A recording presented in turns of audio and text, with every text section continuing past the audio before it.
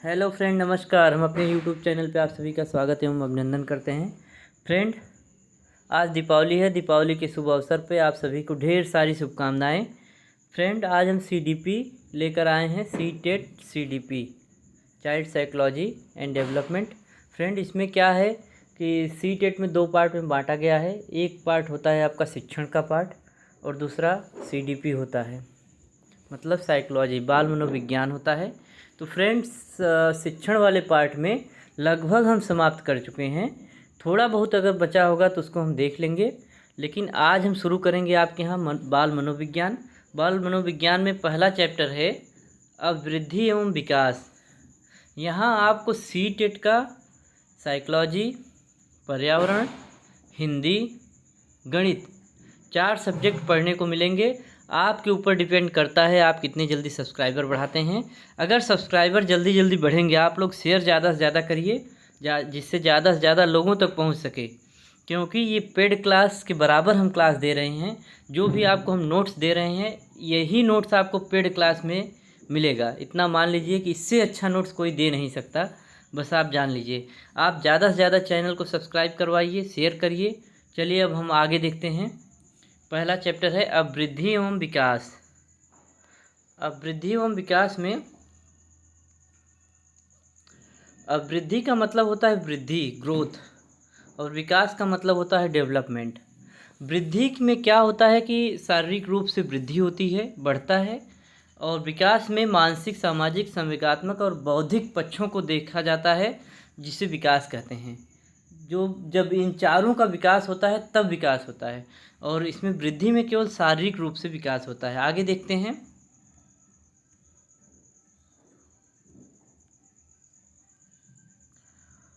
वृद्धि में जब हमारे शरीर की संरचना का या आकार बढ़ना शुरू होता है तो उसे वृद्धि कहते हैं। जैसे जब शरीर की संरचना या बढ़ना शुरू होता है तो उसे ही वृद्धि कहते हैं। और विकास क्या है? जब हमारे मानसिक, सामाजिक, संवेगात्मक तथा बौद्धिक पक्षों में परिपक्वता आती है, उसे ही विकास कहते हैं। मतलब सामाजिक, मानसिक, संवेगात्मक तथा बौद्धिक पक्षों में काफ़ी ज़्यादा सुधार होता है, परिपक्वता आती है, तो उसे ही विकास कहते हैं। आगे देखते हैं नेक्स्ट पेज पे। वृद्धि क्या है? अब वृद्धि और विकास में हम अंतर देखेंगे, इन दोनों में अंतर क्या होता है। तो फ्रेंड देखते हैं। पहला, वृद्धि का स्वरूप ब्राह्म होता है, मतलब बाहर से होता है, एक्सटर्नल होता है। और विकास का स्वरूप आंतरिक एवं ब्राह्म दोनों होता है, मतलब बाह्य रूप से और आंतरिक रूप से, दोनों रूप से विकास का स्वरूप होता है, और वृद्धि का स्वरूप केवल बाह्य होता है। नेक्स्ट पे आते हैं। दूसरा है वृद्धि कुछ समय के बाद रुक जाती है, जैसे लंबाई, चौड़ाई। मतलब वृद्धि कुछ समय अगर बढ़ेगा, इंसान से बच्चा है, एक समय जाते जाते वो रुक जाएगी, उसकी वृद्धि रुक जाएगी। ये नहीं है कि पूरा प्रौढ़ावस्था तक बढ़ता ही जाएगा। 18 साल, 20 साल, 21 साल, एक समय अंतराल के बाद उसकी वृद्धि, मतलब लंबाई, रुक जाएगी। यही इसमें कह रहा है, उसकी लंबाई और चौड़ाई एक समय के बाद रुक जाती है। और विकास क्या है? विकास जीवन भर चलता रहता है। मतलब विकास का कोई समय सीमा निर्धारित नहीं है, यह जीवन भर चलता रहता है। जैसे बौद्धिक रूप से कुछ सीख रहे हैं, सामाजिक रूप से कुछ सीख रहे हैं, भावात्मक रूप से कुछ सीख रहे हैं, तो इसका विकास जो है वह जीवन पर्यंत चलने वाली प्रक्रिया है। तीसरा देखते हैं। वृद्धि क्रम के अनुसार नहीं चलती है, मतलब वृद्धि एक स्टेज से दूसरे स्टेज में नहीं चलती है। जैसे कभी हमारी लंबाई बढ़ती है तो कभी हमारा भार बढ़ता है। जैसे ये नहीं है कि एक क्रम से बढ़ेगी, पहले लंबाई बढ़ी, फिर भार बढ़ा, फिर लंबाई बढ़ी, ऐसा नहीं है। कभी लंबाई बढ़ेगी तो कभी भार बढ़ जाएगा, कभी भार बढ़ेगा तो कभी लंबाई बढ़ जाएगी। और विकास क्या है? विकास में निश्चित क्रम होता है। जैसे हमें अपना जितना विकास करना होता है उतना ही होता है। जैसे मानसिक विकास हो गया, सामाजिक विकास हो गया, जितना हम चाहेंगे उतना ही विकास होगा। उसमें अलग से नहीं होगा कि विकास अपने मन से हो जाएगा। आप बौद्धिक रूप से कुछ नहीं सीखते हैं या भावात्मक पक्ष आपका कुछ सीखने के लिए तैयार नहीं है, तो आपके अंदर स्वतः नहीं कुछ सीख सकते हैं, आप जितना चाहेंगे उतना ही सीख सकते हैं। आगे चलते हैं। चौथा है वृद्धि दिशाहीन होती है। मतलब वृद्धि का कोई दिशा नहीं होता है कि एक निश्चित समय हो या निश्चित अंतराल हो, कितने के बाद रुक जाएगा। 5 फीट आदमी हो जाएगा तो उसके बाद उसका बढ़ना रुक जाएगा, ऐसा कुछ निश्चित नहीं है, इसलिए वो दिशाहीन है। और विकास की एक निश्चित दिशा होती है। जैसे विकास की निश्चित दिशा कैसे होती है, जैसे बौद्धिक रूप से विकास हो रहा है, सामाजिक रूप से विकास हो रहा है, भावात्मक रूप से विकास हो रहा है, किस रूप में विकास हो रहा है वह निश्चित होता है। नेक्स्ट पेज पे आते हैं।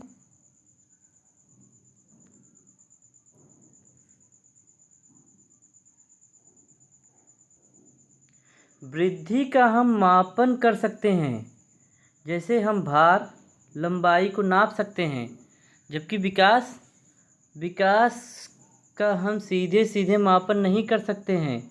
उदाहरण, हम सामाजिक विकास, नैतिक विकास का मापन नहीं कर सकते हैं, हम केवल मानसिक विकास का ही मापन कर सकते हैं। जैसे फ्रेंड, किसी का अगर मानसिक रूप से विकास हुआ है तो हम ये थोड़ी कहेंगे कि 2 किलो ज्ञान हो गया है उनको, या ये नहीं कहेंगे 2 किलो सामाजिक रूप से उनका विकास हुआ है, या 4 फीट विकास हो गया सामाजिक रूप से। यह मापन नहीं किया जा सकता विकास का, यही इसमें कह रहा है। नेक्स्ट है, वृद्धि केवल परिमाणात्मक होती है, मतलब उसकी क्वांटिटी निर्धारित होती है वृद्धि की, और विकास परिमाणात्मक और गुणात्मक दोनों होता है। मतलब विकास का कोई स्वरूप परिमाणात्मक अकेले नहीं होता है, इसमें परिमाणात्मक और गुणात्मक दोनों होता है, परिमाणात्मक और गुणात्मक दोनों होता है। Development is a both quantities and qualities. विकास परिमाणात्मक और गुणात्मक दोनों होता है। नेक्स्ट पे आते हैं।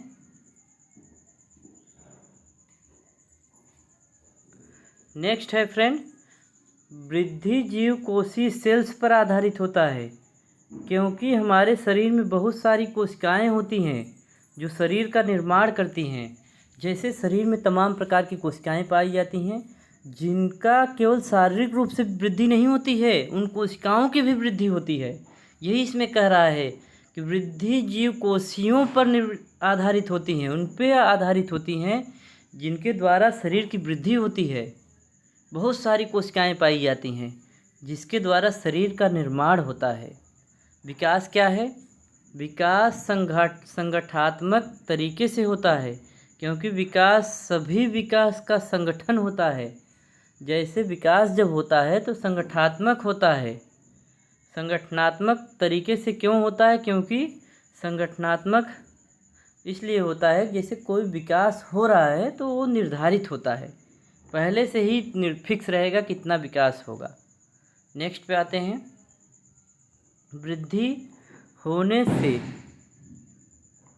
होने से विकास भी हो सकता है और नहीं भी हो सकता है। जैसे जब कोई आदमी मोटा हो रहा है तो उसकी वृद्धि हो रही है, परंतु ये ज़रूरी नहीं है कि मोटा होने से उसका क्रियात्मक विकास भी बढ़े। जैसे अगर कोई व्यक्ति मोटा हो रहा है, ज़्यादा तगड़ा हो रहा है, तब भी उसकी वृद्धि हो रही है, लेकिन यह ज़रूरी नहीं है कि उसका विकास हो ही या विकास रुक जाए। जैसे क्रियात्मक रूप से या चलने फिरने में या जो भी प्रक्रिया हो, यह ज़रूरी नहीं है कि उसका विकास भी हो। मतलब उसका विकास हो भी सकता है, नहीं भी हो सकता है। वृद्धि के साथ विकास होगा या नहीं होगा, यह अनिश्चित होता है। नेक्स्ट पे आते हैं।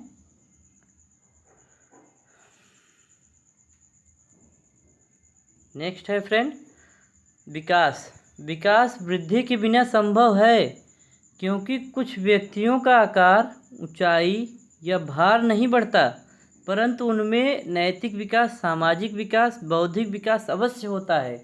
जैसे फ्रेंड, कुछ लोगों की हाइट नहीं बढ़ती है, चौड़ाई नहीं बढ़ती है, लंबाई ऊंचाई नहीं बढ़ेगी, तब भी आपको ऊंचाई और चौड़ाई नहीं बढ़ेगी, तब भी उनका मानसिक विकास होगा, सामाजिक विकास होगा, नैतिक विकास होगा। उसमें वृद्धि से कोई संबंध नहीं है, कोई लेना देना नहीं है। नेक्स्ट पे आते हैं।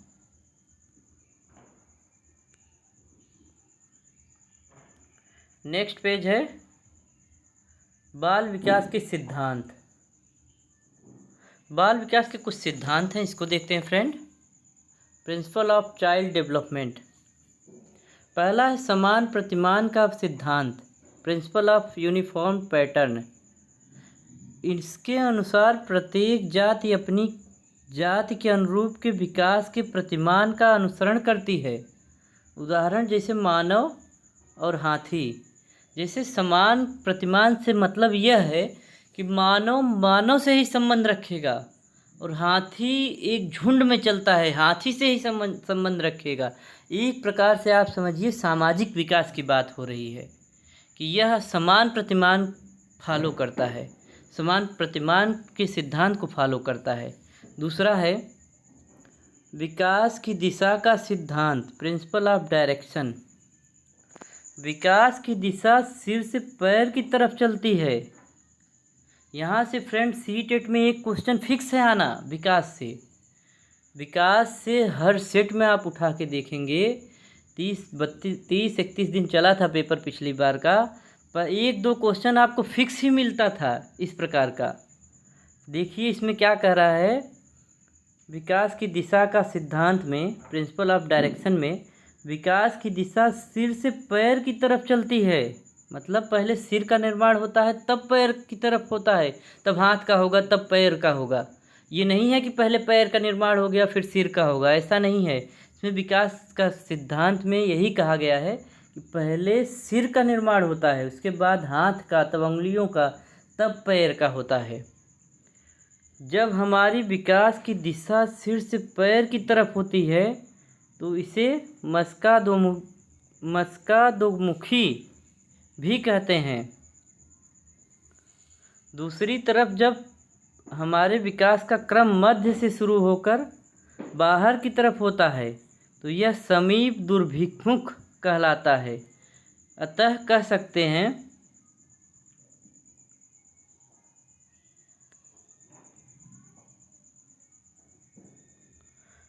विकास क्रमिक होता है, मतलब विकास एक क्रम से होता है।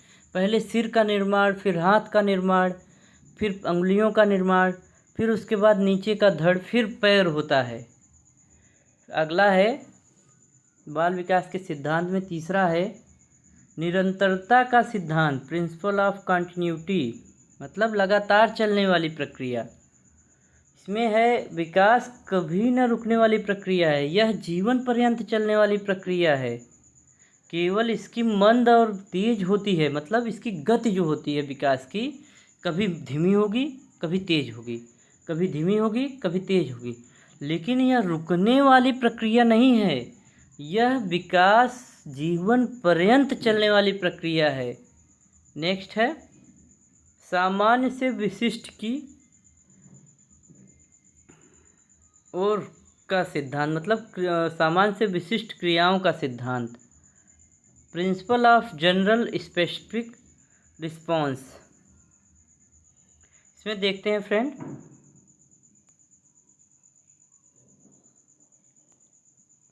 हमारा विकास सदैव सामान्य से विशिष्ट क्रियाओं की ओर चलता है, न कि विशिष्ट से सामान्य की ओर।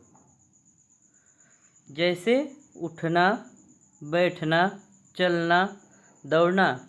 जैसे फ्रेंड हमारा विकास जो है सदैव सामान्य से विशिष्ट की ओर चलता है। ऐसा नहीं है अगर कोई बालक है, नवजात शिशु है और बाल्यावस्था में गया तो यह दौड़ने नहीं लगेगा। पहले उठेगा, फिर बैठना सीखेगा, फिर चलना सीखेगा, मतलब धीरे धीरे चलना सीखेगा, तब जाके दौड़ना सीखेगा। ऐसा नहीं है कि वह पहले दौड़ना सीख जाएगा, फिर चलना सीखेगा, फिर बैठना सीखेगा, तब उठना सीखेगा। यही इसमें कह रहा है कि हमारा विकास सदैव सामान्य से विशिष्ट की ओर होता है, न कि विशिष्ट से सामान्य की ओर। नेक्स्ट है फ्रेंड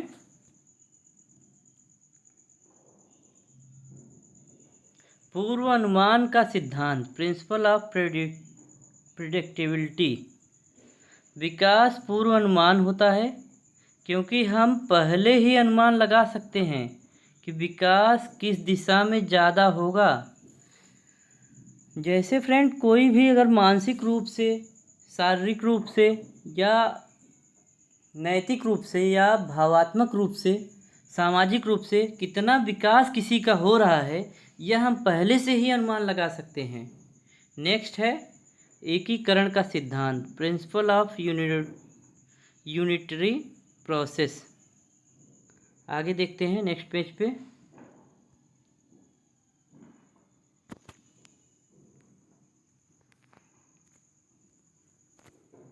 बच्चे में एकीकरण का गुण पाया जाता है जब हम किसी एक काम को करने के लिए अपने हाथ पैरों को एक साथ मिलाकर काम करते हैं, तो वह एकीकरण कहलाता है।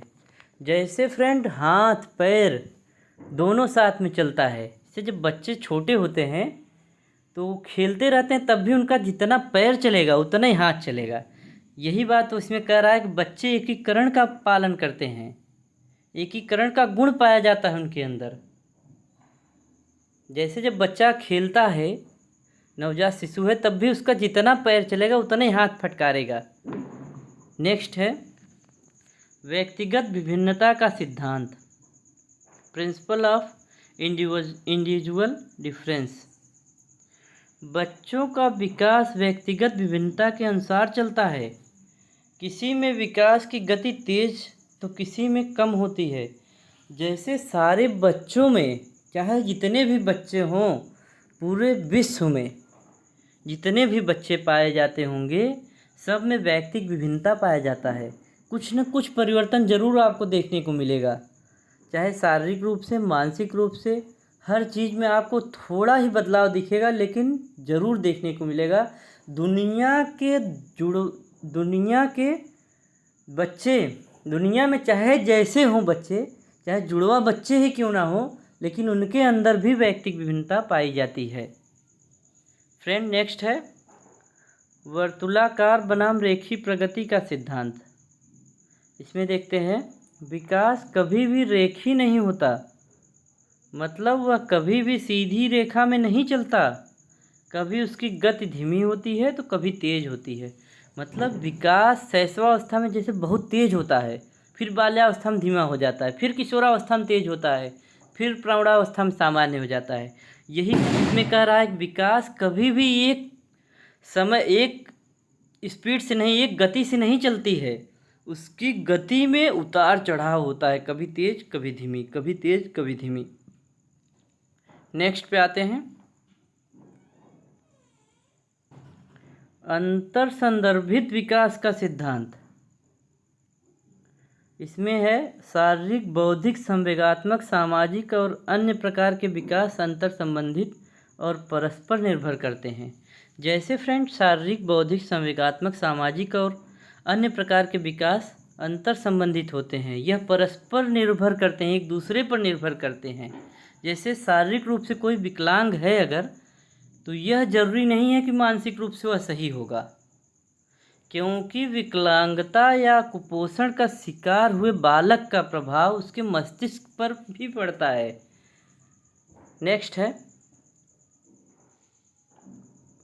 नेक्स्ट बाल विकास की अवस्थाएं हैं। फ्रेंड, आज के लिए बस इतना ही। इसके आगे अब हम कल देखेंगे। अब आप लोगों की क्लास रेगुलर चलेगी। आज दीपावली के दिन हम यह घोषणा करते हैं कि आपको बाल मनोविज्ञान, पर्यावरण, हिंदी, गणित, संस्कृत और अंग्रेजी को छोड़कर ऑल सब्जेक्ट का क्लास रेगुलर हम पढ़ाएंगे, लेकिन प्रैक्टिस नहीं देंगे। प्रैक्टिस आप लोग यूट्यूब पे चाहे जिसका अच्छा लगे उसका देखिए। आप लोगों को पेड क्लास लेने की ज़रूरत नहीं है। आप लोगों का बस यही काम है कि हमारा चैनल ज़्यादा से ज़्यादा लोगों को सब्सक्राइब करवाइए और शेयर करवाइए। आपको क्लास 1 नंबर की मिलेगी, कोई कमी नहीं रहेगी, यह वादा है हमारा। आज के लिए इतना ही। नमस्कार फ्रेंड।